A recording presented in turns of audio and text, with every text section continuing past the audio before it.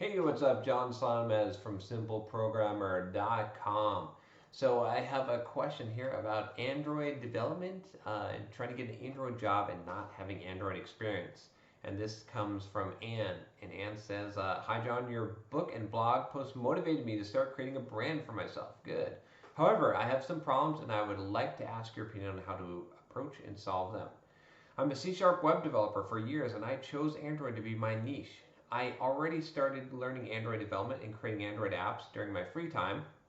When I leave my current job, sometime in the very near future, how am I going to market myself as an Android developer? Most of the job posting I saw require at least 2 years experience and I don't have that. How can I code? As a matter of fact, I have X years of experience of software development, although not in Android.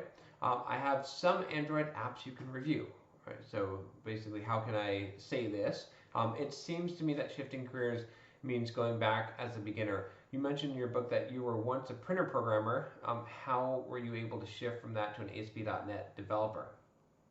So this is a good question. This is tough, right? What do you do? And do you have to start over?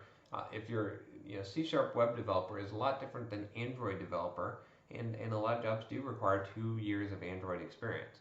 So the first thing to do, I would say, is start working on that 2 years of Android experience right from the beginning, right? So how can you do that? I've advised this before, but start your own company, right? Anyone can really do that and put it on your LinkedIn profile or whatever, and build a couple of Android apps and make it built by that company. It's not lying, it's not cheating, it's not even stealing. It's perfectly valid to have your own side business company that happens to create Android apps. So now you can start having real experience for a real company. You have an app that's really in the App Store that you're really selling, and so that's definitely a place to go. The other thing is, I'd say that you're going to have to build up a portfolio, and in a lot of cases you can you have to see if a company is really, what does a company really want when they say they want 2 years of Android experience? So they want someone that has 2 calendar years of Android experience, or someone who has the equivalent experience of a developer working in Android for 2 years.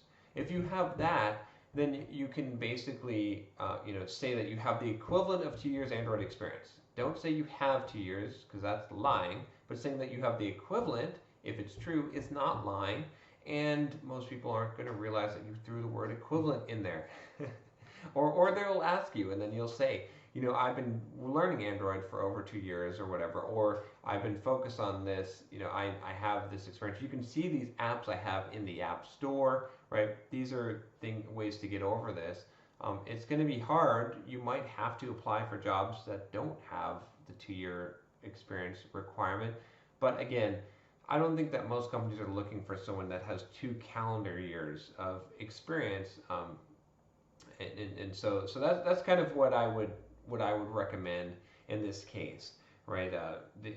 You don't want to lie, right? Don't lie, but set yourself up well. If you can go back and backdate your company too, right? Let's say you've been doing Android development. When did you develop your app? Can you go back as far as you can and show that you're working for this, your side job with your company, and show that you have that experience? I would try and do that. I try to stretch the limits as much as I could to show that experience. I mean, ultimately, you just got to get your foot in the door. So what can you do to do that? If you have the skills, if you're showing that you are a good Android developer, then it's not going to matter so much the technicalities. With that said, if you're looking at marketing yourself and creating a brand for yourself, where's your blog? Are you blogging about Android development, right? Are you doing these things? Are you involved in the Android community? Are you doing things that are going to make it very apparent that you are an Android developer and an authority in this area? If you do that, then all these other problems will disappear. So, Anne, hopefully that helps you. Thanks for your question. I think that's a good question. A lot of people are wondering how to switch over to mobile development, and this is what I'd recommend. Really, is it may take some time to do it, but if this is what you want to do, then and you want to build your brand around this, then go ahead.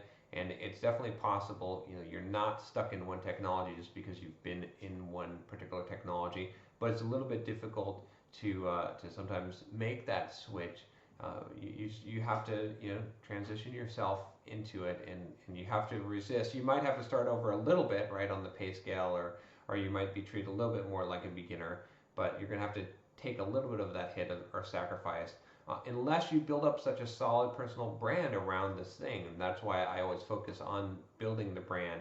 That's the most important thing, because that's what's really going to set you apart, is going to get you these opportunities. All right. Well, if you have a question, feel free to email me at john@simpleprogrammer.com. If you have a comment about this video, go ahead and leave it below, and I would appreciate it, as always, if you subscribe to the channel. Take care.